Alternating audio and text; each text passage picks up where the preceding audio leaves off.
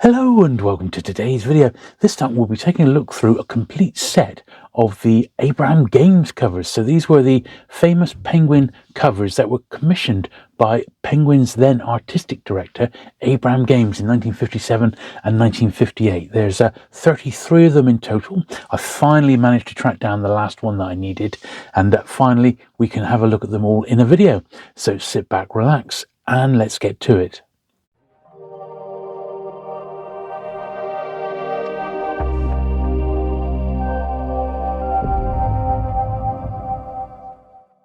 Okay then, so we'll start off with them in numerical order. So this is actually Penguin number 379. And the initial batch that we'll look at are all reprints. But Abram himself redesigned the Penguin, well, the traditional Penguin format, and made this very much unique into himself. And he did a few of the covers. This one was done by Hans Unger. So these were people that he'd met in like art colleges and people he'd actually taught graphic design. As I said, he did a few himself, but they are a mixture of artists. And all these early ones were books that were decided to go back, reprint, and give them brand new jackets. So this is another Marjorie Allingham, 667, Dancers in Mourning. Dennis Piper. Games insisted that the cover designers got a credit on these, which is, I think, really, really nice. If you're thinking of putting a set of these together, you may well find that the earlier ones, which aren't first printings, are actually harder to find nowadays because traditionally collectors might have passed over them. This is the first one here by Abram Games. This is a Clockamere, Gabriel Chevalier. He did several covers for this author, including some in hardback, in fact, as well. Now, if we look at the spine, the identity, so obviously the Allinghams are green crime ones, and this one is in fiction. So the various traditional Penguin colours are represented on the spine. But as I said, these ones here that we're looking at, before we get up to The Great Escape, are all reprints, and consequently I think are actually slightly tougher to track down than some of the books that were first printings. Another one is a Chevalier, so also designed by Games. Some of the Games ones are signed. In fact, you can just see his signature there. He's worked it into the edge of the carpet by the look of it, which is quite a nice spot to put it. He was a very, very clever man. Night Runners of Bengal. This one was a tough one for me to track down. This one is by Stanley Godsell. Once again, these are reprints. They're not the first Penguin printings, and you do need to bear that in mind because they will prove to be harder to find out. Reprinted 1957. Just bear that in mind. Another John Masters one here, The Deceivers. There we are. I get the author picture on the back as well. And this one, David Kaplan did the cover design on that one. We've got an Agatha Christie, also by God, so you can see that's actually got the signature on there. This is one of my all-time favourite Agatha Christie's, Murder in Mesopotamia. Really, really like this jacket. I think it's fantastic. I would dearly love to find some of these in really tip-top mint unread condition, but they're so difficult to find. Many of the Games covers I have had multiple copies of through my hands, and I've constantly upgraded, but they just proven difficult to find. Now this one here was the very last one I had to track down, and it's not a joke when I say I was looking for 2 years solid for a copy of this. Once again, it's a reprint. This is the last, numerically, that is a reprint. Reprinted 1958, first came out in 1956. And Dennis Piper was the cover artist. Very, very scarce. I, in the end, paid £8 for it. I found a copy on eBay, and it came with 2 other books as well, so I wasn't too disappointed in the end, and it's actually proved to be a really nice copy. But just for your information, that was the last one I had to get to finish the set. So all of those there are reprints of original Penguin books, and then everything moving forward numerically, so this is Penguin 1187. These were all brand new, first time in Penguin editions. This one here is my all-time favourite Games cover. It's actually by him. It's clearly marked there, Abram Games, and is a great book. and I think an absolute classic of design. It really sort of encapsulates what was going on in the story with the tunneling, the German sentries, the swastika because it was during the war, of course, and the threat of being mowed down with a machine gun if caught. I think out of all of them, that's my all-time favourite one that I prefer. There are many other very, very good ones, but that's just my personal favourite. Next, we've got Song of the Whip. This is another one by Games himself, Evan Evans. This was a Western, so a bit more of an unusual one. But the thing was, Pan, which was the main reason, really, Pan Publishing, was the main reason that Penguin decided to launch these illustrated covers, because they felt like they were losing market share to people like Corgi, Fontana, Pan, Panther, who all had nice artistic jackets, so they didn't want to be left behind, really. And I think they definitely succeeded by producing beautiful books, but it was sadly a short-lived, just a year-long experiment, and then they sort of knocked it on the head because Penguin realised that in actual fact these books started to get shelved with some of the more what they would consider down market paperbacks, and Penguin lost their identity. So they very soon went back the following year to the more traditional sort of traditional orange covers that we're familiar with. This is another one, another Western, Montana Rides. It's by Derek Mackay. Did the cover for that one. Then we've got our second Christie, which is Murder is Easy, which is also by Godsell. Another very, very good one. Obviously sought after by Christie collectors themselves. This is 1957. I mean, Agatha Christie in Penguin is a very, very collectible little area. There's lots of people who just collect the Christies. I absolutely love them. And, well, that's a really good one. Now we got another crime here. Earl Stanley Gardner, The Case of the Silent Partner. Really like this one. David Kaplan did the one with the signature on the side there. Lots of key elements. The huge syringe on the front there, and the short butt revolver. Very cool. Very cool. I think this is also another favourite of mine. I still prefer The Great Escape as my number one, but this one and one other will be sort of a strong runner-up, the prevalence of which is, once again, it's done by Games himself, and I really like this sort of the mosaic sort of theme going on here. Very, very nice indeed. Once again, quite a tough one to find in nice condition, as are many of these. They just are sort of scarce. They really, really are.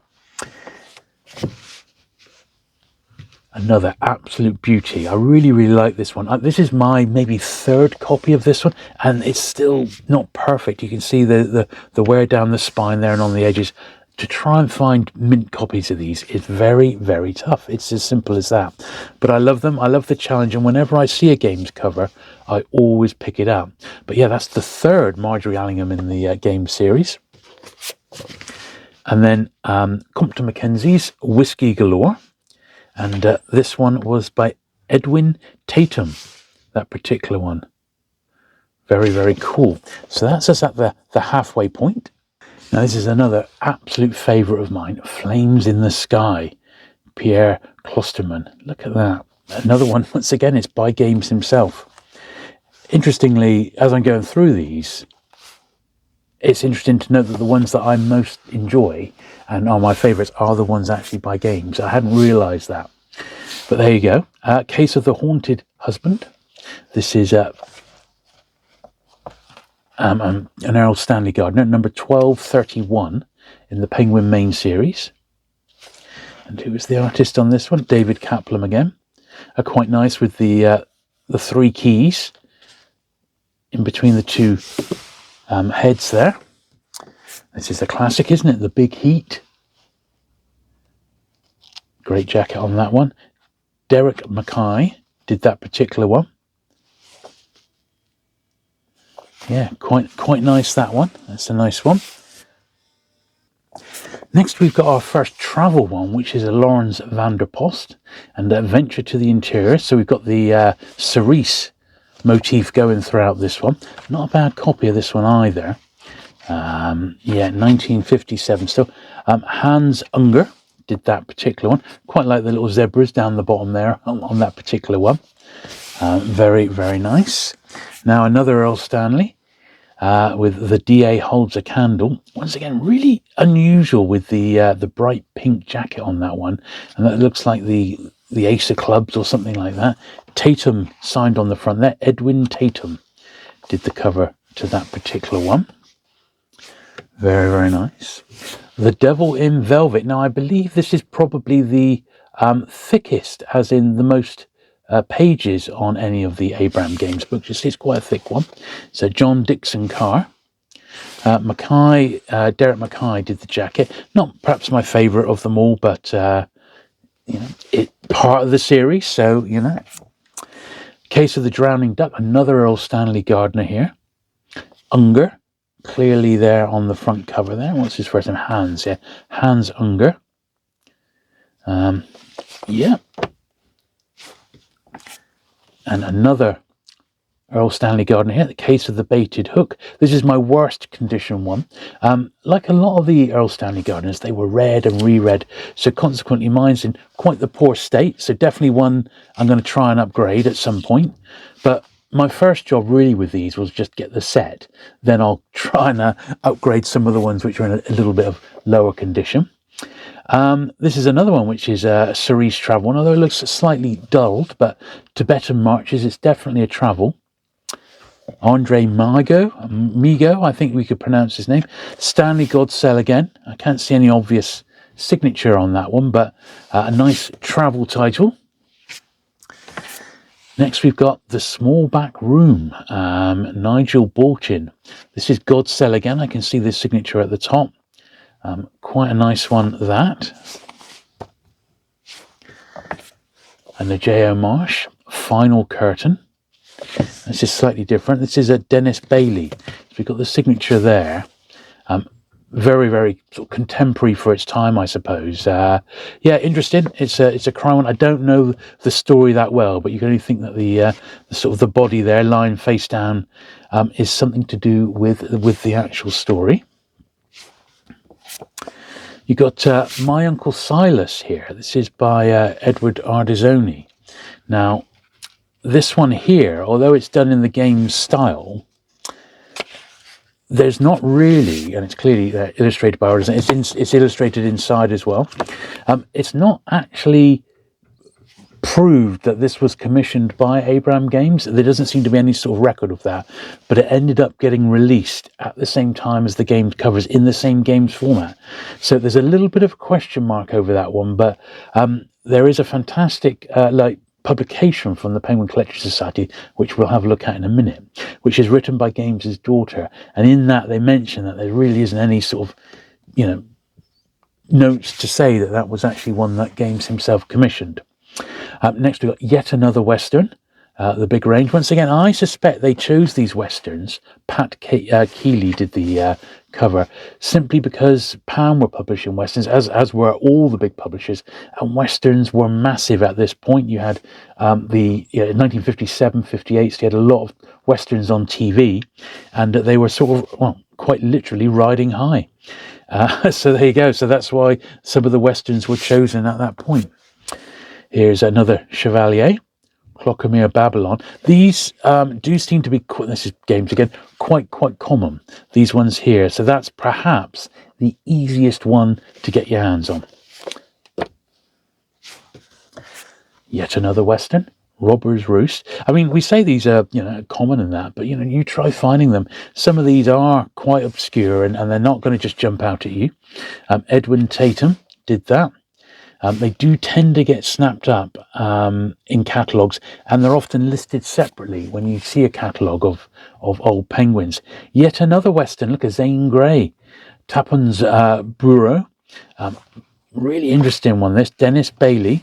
Once again, really sort of, I mean, compared to the covers that were around for Westerns at that time, it's quite minimalist, but I don't know, it's really, really great. I absolutely love it. And then the last one of the main series is once again a real favourite of mine. It's Pierre Klosterman's The Big Show, which I think is fantastic, this one with the planes in the sky there. Dennis Kaplan. So it's almost like an aerial shot, isn't it? You've got the one plane going, going down there, and then these other ones going across. Once again, we got the German Luftwaffe emblem there of the Nazis. I mean, even somebody parachuting out there just by the 2 and 6. A lot going on in that one. It's a real nice jacket for that one. Yeah, so that was David Kaplan did that one, and that ended basically the original run. But there was one more which we consider a Games cover, because this was actually designed by Games, but it didn't come out until I think it was 1969. Just double check the date here. Published in Penguin 69. The original hardback was designed by Abram Games, and he also did the paperback, maybe in keeping because the earlier ones are in Penguin as well, and maybe he just fancied doing it for the author really as a favour. But if you're going to have a set of the Games covers, I think you do need to have this particular one in your collection as well. It's Penguin Main Series 2914. Now we've got one more thing to look at, and that is the aforementioned Penguin Collector's Special by Naomi Games on her father. Okay, so this one was published. Let's have a little look here. Penguin Collectors Society. So basically, to get one of these initially, you needed to be in the society. It was published in 2013, and there was 1,000 copies. Now, I suspect that the 1,000 copies have probably, if they haven't already now gone, they're probably very soon will go, and I'm sure some people might be tempted to try and track a copy of this one down after viewing this video if you decide to collect these. It really is a great way to have them. All the actual covers are reproduced at the back here, so you get to see them all, slightly smaller than the paperbacks themselves. But just head to the Penguin Collectors Society website. I always link to it in the descriptions in my Penguin related videos, so you can go and have a look and see if they've got any left. But I did read this one prior to filming this video. I said it was done by Naomi Games, and it's great. It gives a bit of history about it's got an introduction by the late Ron McMarber, for starters, himself a fantastic 60s Penguin designer.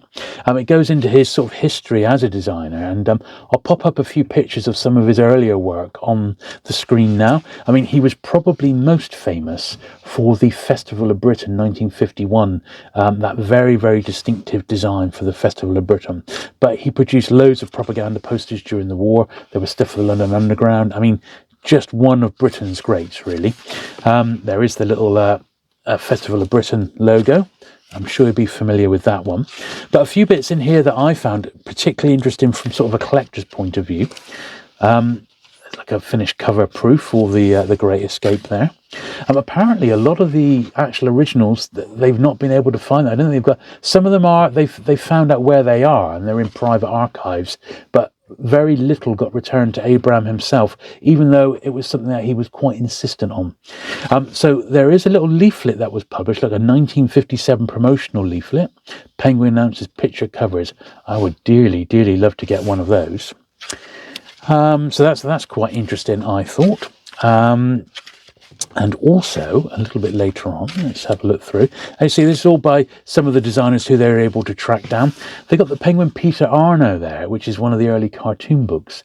After that one, Penguin would publish them in B format, but that is very, very similar in the Games style with the logo like that. But it's black and white, of course. It's not a Games one. It had nothing to do with it. It just looks like a Games one. This is the bit I'd love to get. So look at this. This is a little tabletop counter display, and this was all the promotion that Penguin really put beyond it, which is really a generic counter display that held 36 books, basically. So you could have six. It was 6 deep, and you could have 6 different rows like that. So a 36 copy counter pack with the generic Penguin logos on the side. Very, very nice, beautiful to see designed. And if you collect the Games books, you could actually get the full set in there. So maybe someone could possibly reproduce one of those, because that would be a great way to display your particular set. But as I said, this book is great. It is the definitive one on Games covers. It does mention that 5 of the books actually got reprinted, and they with the Marber grid, which is that one there, but they kept the Abram Games commissioned artwork. So there's an example of 3 of them there. But 5 of them did get. There's another one. 5 of them did actually get reprinted with the original artwork, and there's that very last one from 1969. There's a full chronology of Games' life. He passed away in 1996.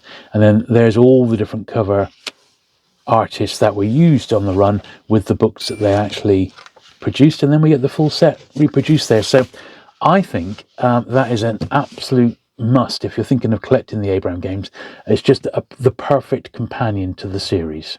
So there you go. Hope you've enjoyed looking through that little collection of Abram games. Certainly an achievable collection. It might take you a couple of years, because really that's how long it's taken me. And as you can see, a lot of my copies I could do with upgrading as well, but they are out there. It's just a case of being patient, putting a few saved searches in, and being ready to pounce when one or two of them do turn up.